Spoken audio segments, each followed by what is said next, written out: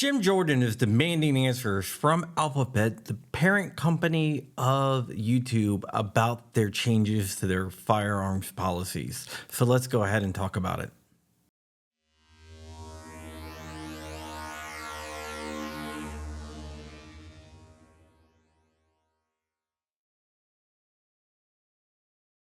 What's up, Wolverines? It is me, John Crump, and this is my YouTube channel. I'm an investigative journalist, and I look into things surrounding firearms. Today, we're going to be talking about YouTube and firearms and Congress. But before we get into that, go ahead, like, comment, and subscribe. It helps me out. Now, if you have been living under a rock, YouTube is changing its policies surrounding firearms. Basically, anything 3D printed is going to be age restricted. If you have a gun that can take a magazine, it's going to be age restricted. If the magazine you're showing is a high capacity magazine, it's going to be age restricted. Basically, almost everything is going to be age restricted. If you do machine gun fire, age restrictions, suppressors, homemade suppressors, age restriction. So basically what they are trying to do is bury firearm content down below so no one can find it. If you're not aware, when things get age restricted, it means you have to log in to see it. Also, YouTube is less likely to recommend it to the general public, so your reach is really hampered.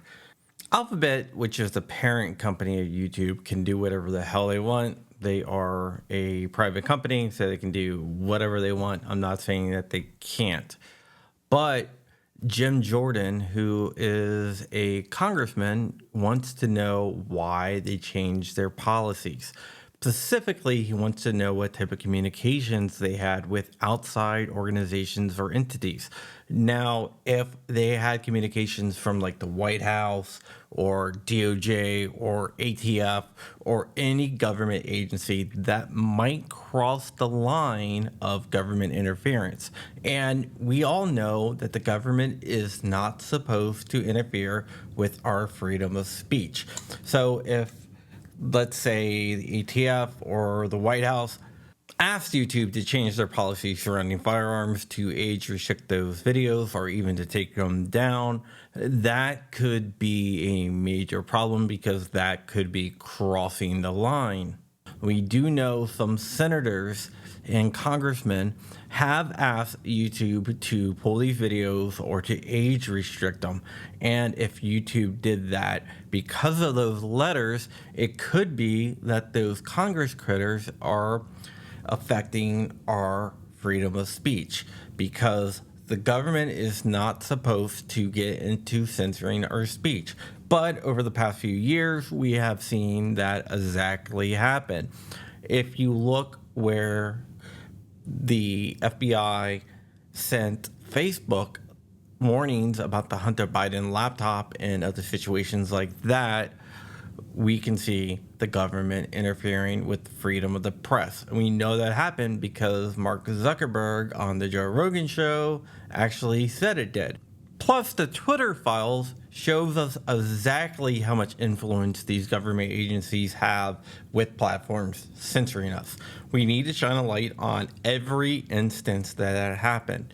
And I think those letters from Congress and probably some other agencies had something to do with Alphabet telling YouTube to go ahead and age restrict these videos. It also could be that anti-gun groups have been putting pressure on YouTube to change its policy surrounding firearms. Either way, I think our time on the platform is limited. Probably not my time, because I really don't do firearm related content. I do Second Amendment related content, talking about the news and stuff, but I really don't go out and review guns and everything on this channel. Those channels are the ones that are being threatened. The 3D printing channels are really being threatened because the federal government and anti-gun groups do not like us to have the ability to be able to defend ourselves. And they especially do not want us to normalize 3D printing of firearms, because 3D printing of firearms is totally legal, and they are trying to imply that the 3D printing of firearms is some type of nefarious activity only done by criminals. What they are really afraid of is that 3D printing firearms makes all gun control obsolete.